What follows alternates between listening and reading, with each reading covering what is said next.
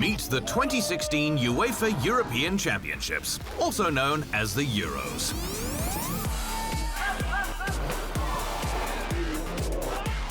A quadrennial international men's football championship of Europe organised by UEFA, it featured an unprecedented 24 nations battling it out for bragging rights as the best football country on the old continent. Some countries failed to live up to expectations. Others blew expectation right out of the water. Whatever the case, the tournament proved that prognostication involves a little skill and a lot of luck. The 2016 Euros may have given football fans a long list of champion highs and lows, but no Euro champ can hide from the truth.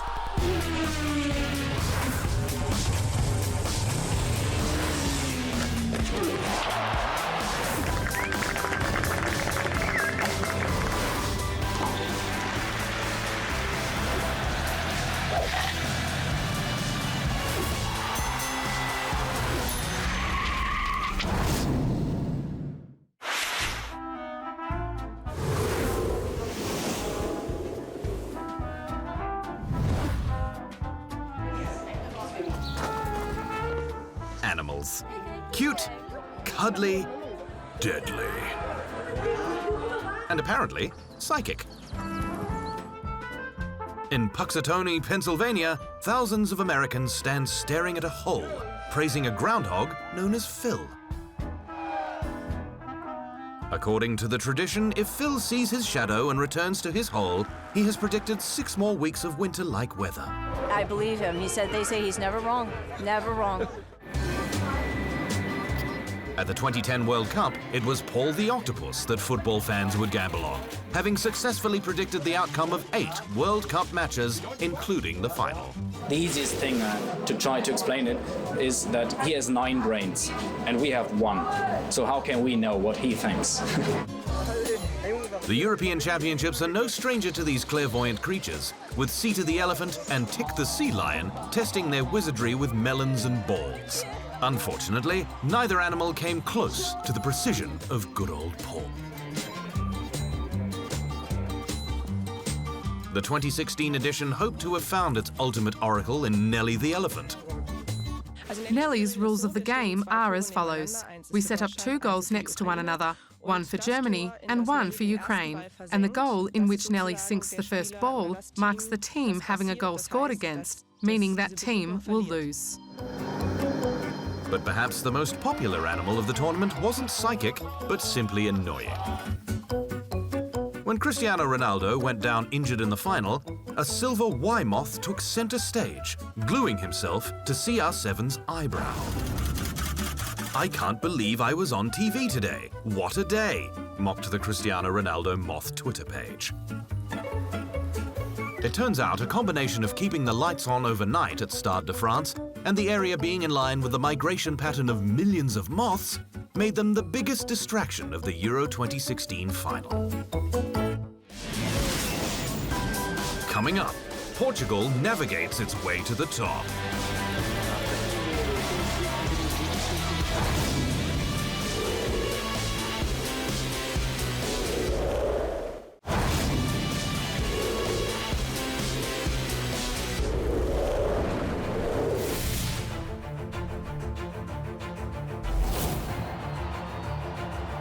The Portuguese national team made its major tournament debut at the 1966 World Cup, and thanks to the heroics of Eusebio, made an immediate impact, finishing 3rd.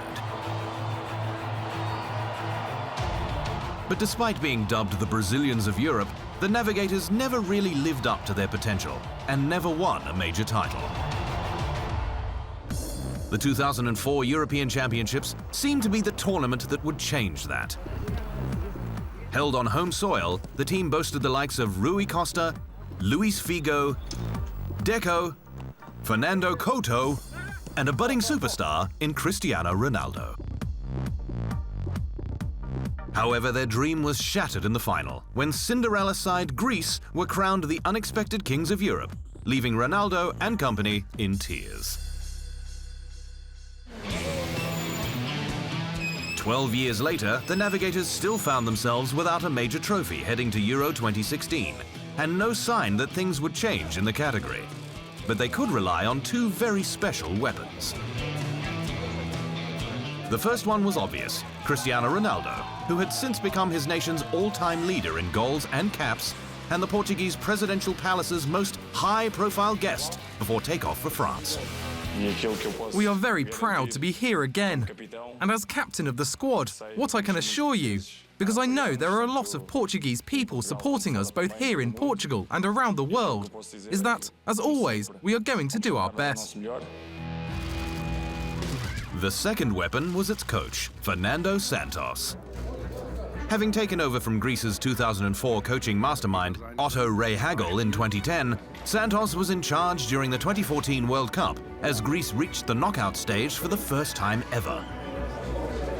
He then was hired by his native Portugal, bringing with him the 2004 Greek philosophy that attractive football is for losers. If you ask me, would you like to be beautiful? Of course I would. What coach wouldn't? But if you ask between being beautiful and going home and being ugly and being here, I want to be ugly.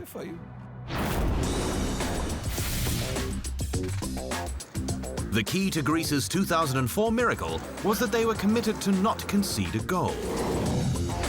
In fact, the Greeks kept a clean sheet in their quarter-final win over France, their extra-time semi-final defeat of the Czech Republic, and their final victory over Portugal. At Euro 2016, Portugal managed just 3 draws in 3 matches in the group stage, but made the knockout stages as the third-best, third-place team. But it was in knockout football that the team relied less on Ronaldo's offensive exploits and instead tightened up defensively, having conceded just 1 goal in 450 minutes of football. In the round of 16, Ricardo Quaresma's extra-time heroics gave Portugal a 1-0 victory over Croatia to move into the quarter-finals in a game some felt they didn't deserve to win. Despair, misery. After such domination during the group phase, after dominating 120 minutes of this game, and we are out. There is no justice. This is not fair. Oh well. So while Croatian fans were living a nightmare, the Portuguese could continue to dream big. I have no dreams. Well, of course I dream sometimes. But what brought me here was not a dream, but a belief in reality. I believe in what my team can do, and I believe it is capable of achieving, or at least doing everything possible to achieve the goal. That is a certainty. Moving to the quarter-finals, Portugal faced Robert Lewandowski and Poland. Having drawn 1-1 after extra time, Ricardo Quaresma's winning penalty carried his team into the semis. Well, as we move further along, we are closer to our goal. We still have the drive and the ambition, and we believe that it is possible. We want to bring great joy to the Portuguese people, and we will try to do that. In the semi-finals, Portugal faced off against surprise opponent Wales, who had a familiar face on the side, Ronaldo's Real Madrid teammate Gareth Bale. Qualifying was one of my dreams to do so. Obviously, to make dreams come true is not easy, so no, I always wanted Wales when I was younger to be in a major championship, to be able to watch it with more interest, and obviously to be involved in it now is even better. But it turned out better for Ronaldo and company in the end. 2-0, Portugal's only victory of the entire tournament that didn't need extra time or penalties. They were confident heading into the most important game of their lives. And like Greece in the 2004 edition, playing an unattractive but highly effective style, they went into it as the clear underdog against the host nation, this time France.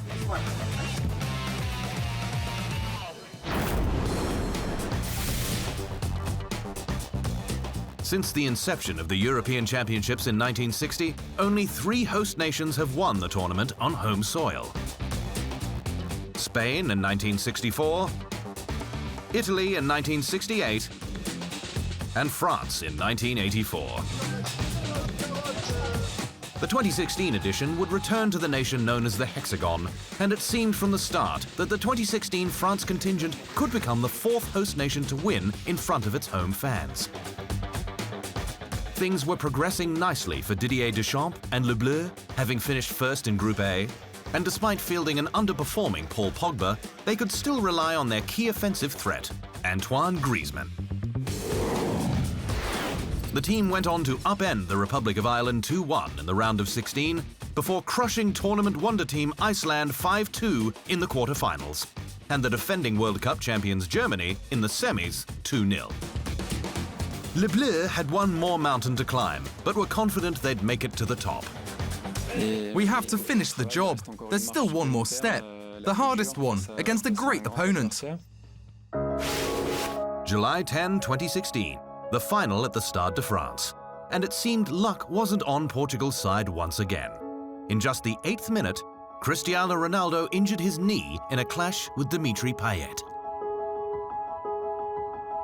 Stretch it off in the 25th minute, it seemed to be déjà vu for Ronaldo, who was leaving a Euro final in tears again. But he'd have the last laugh, courtesy of substitute Eder, who would score the game's only goal in extra time. Once again, Portugal won things the hard way, but for everyone involved with the Euro 2016 champions, it was above and beyond the best way. The fans went wild. The airline staff went wild. Even Portuguese President Marcelo Rebelo de Sousa went as wild as he possibly could. It is proven there's no accident nor luck, nor are they an ordinary team. They were, they are, the best in Europe. And all Europe and the whole world has said it. And of course, the team went wild too. The curse was over, and Portugal finally had that coveted major title.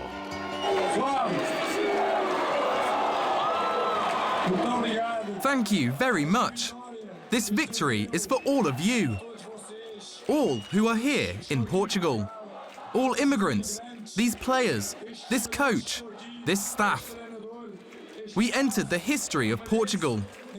We are the first to win an important competition for our country. But you deserve it, because you always believed in us.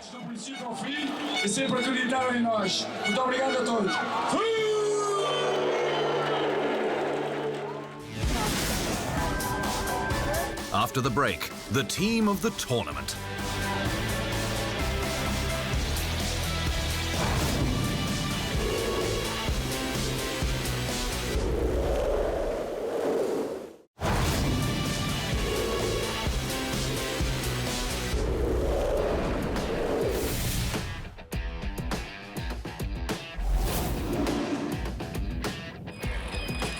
Choosing the Euro 2016 team of the tournament was a task taken rather seriously.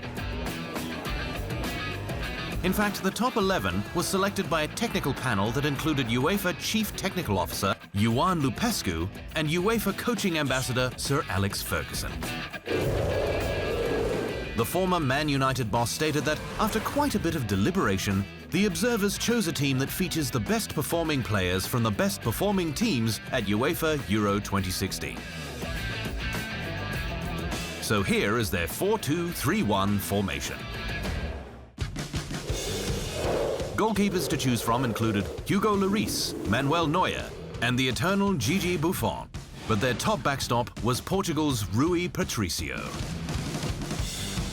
The Sporting Lisbon shot stopper came up big in the final against France and provided a strong sense of security between the pipes. At just 21 years of age, right-back Germany's Joshua Kimmich made his presence felt in the German back four ever since he replaced Benedikt Hauvedes in their final group match against Northern Ireland. His inclusion in the team was no surprise to his German teammates. Joshua is very calm and doesn't get agitated on the field.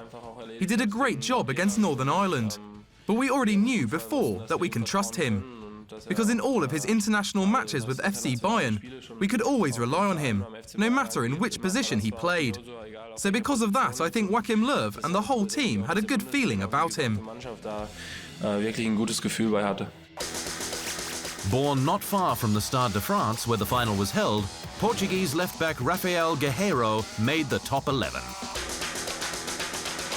Having only played 3 times with the national team before 2016, the 22-year-old played with the confidence of a veteran.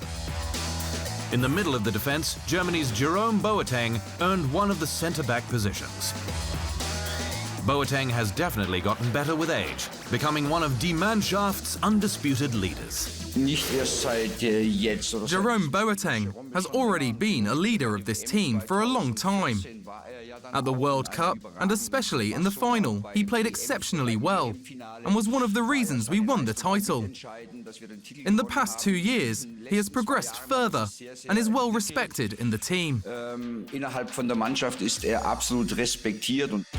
Standing next to him in the Euro 2016 top 11 is Portugal's Pepe. Known to sometimes let his emotions get the better of him, Pepe is a steady force on defence for the Navigators and was named the man of the match in their final victory over France. Well, I'm happy, because for me it means the appreciation of my work. All that I did for Real Madrid has given me the chance to have a good Euro. At centre midfield, 2014 World Cup winner Germany's Toni Kroos lines up in front of the defence. The only East German to ever win the World Cup, Kroos and his immense talent, he completed over 92% of his passes over 6 games, wasn't enough to get his side past France and into the Euro 2016 final.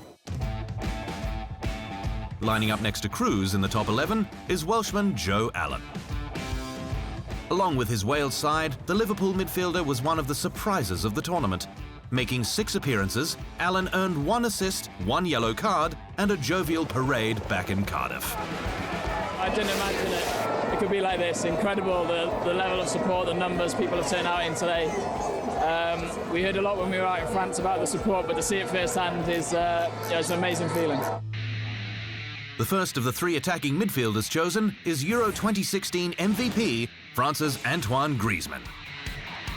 The tournament's leading scorer with 6 goals, including both of Le Bleus' tallies in their 2-0 semi-final victory over Germany, he also contributed 2 assists and averaged 4 shots per game. His 6 goals were second only to the 9 goals scored by compatriot Michel Platini at UEFA Euro 1984. The second attacking midfielder in the 2016 team of the tournament is another Welshman, Aaron Ramsey. Having scored or assisted in 5 of the last 8 goals netted by Welsh players before missing their semi-final clash against Portugal, Ramsey was clearly missed as the team went down 2-0. But they exceeded expectations and proved they are now a formidable force on the world stage. We've had a really sort of down days, but this team's been through a lot, and we've shown what we're capable of doing, and we're just proud to be Welsh. You can see all the support here today. It's just phenomenal.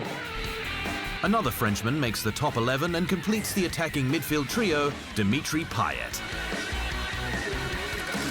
Scoring 3 goals and adding 2 assists, Payet was twice named man of the match in France's first 2 games against Romania and Albania, when he delivered 13 and 17 crosses, respectively. And finally, the man Payet knocked out of the final finally won it all for his nation. Cristiano Ronaldo is the lone striker on the team. Having averaged over 6 shots a game, Ronaldo tied Michel Platini as the competition's all-time top scorer with 9 goals. And though he watched most of the final from the sidelines, he carried the team on his back. So there you have it, the Euro 2016 team of the tournament. A combination of dominant central defenders and fullbacks, cool and creative midfielders, and one of the most formidable forwards football has ever seen.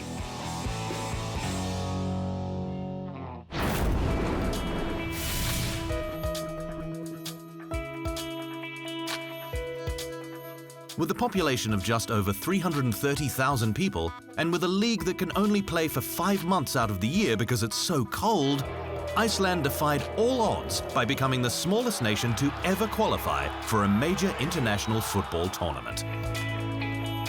But the only NATO nation without an army, navy or air force landed in France ready for battle. I think it's the only time Iceland has gone to war. We are too few to have an army. We're probably easily defeated if we go to war, like in manpower. So these guys is the Icelandic army, and that's why everybody is supporting them. With nearly 10% of the country's population attending the matches, Iceland finished second in their group, recording 2 ties and a victory, before upending the heavily favoured English 2-1 in the round of 16. Of course, when you're winning games like that, I think I answered that question many times. I mean, you feel a joy going through your body all the time. I mean, it's difficult to describe it, but it's absolutely. I could describe it maybe in comparing with something else, but I don't know if I should do it here. And it was a long time ago. Anyway. Iceland was manhandled 5-2 by the host nation in the quarterfinals, but it didn't matter. The team known as Our Boys was received with a hero's welcome in the nation's capital, Reykjavik, and a thunderous rendition of the Viking clap.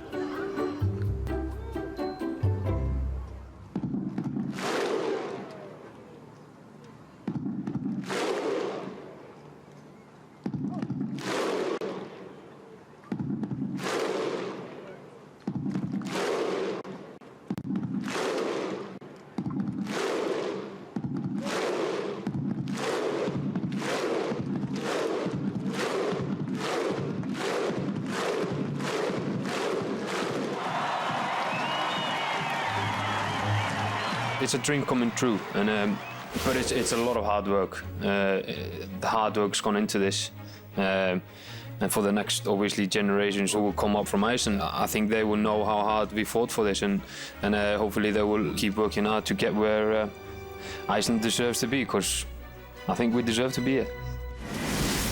Still to come, Euro 2016 winners and losers.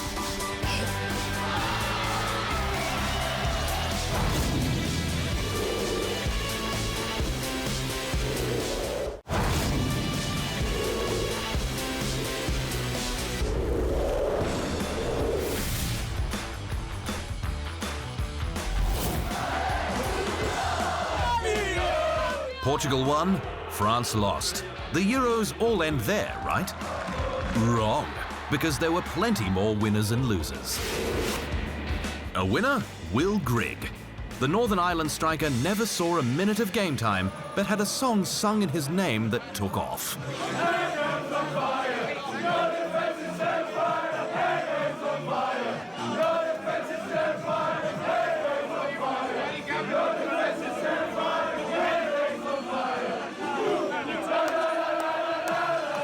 Will Grigg certainly had a big impact at the tournament. You know, I think that, you know, as I say, it's a pleasure to you know, on day 14 that Will's still on fire.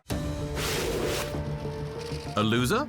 England manager Roy Hodgson, who resigned from the post immediately following his team's humiliating 2-1 loss to Iceland. We didn't take our chances well enough. We weren't ruthless enough in front of goal. We had far too much possession and far too much of the ball to score so few goals as we did. In fact, England left France having averaged 20.5 shots per match, the most of any team at the tournament, but they only scored 4 goals in 4 games. One managerial winner is Italy's Antonio Conte, who inherited a team that, on paper, was seen as its worst in over 50 years, and dragged them all the way to the quarter-finals, losing to Germany on penalties.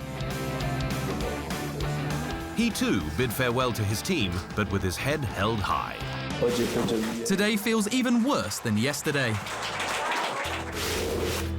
An unfortunate loser? Simone Zaza, the Italian striker who came on specifically for one of the wildest shootouts in European Championship history. Zaza shanked his kick over the bar after a stutter-step lead-up that seemed to take forever. He later mumbled, "I missed the most important penalty of my career, and it will be with me for the rest of my life. I'm sorry."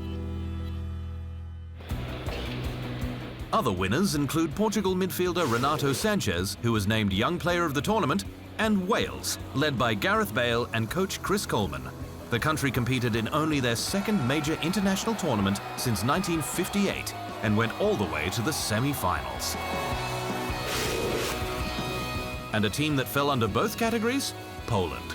The White Eagles didn't trail for a single minute at Euro 2016, but were eliminated by Portugal in the quarterfinals on penalties.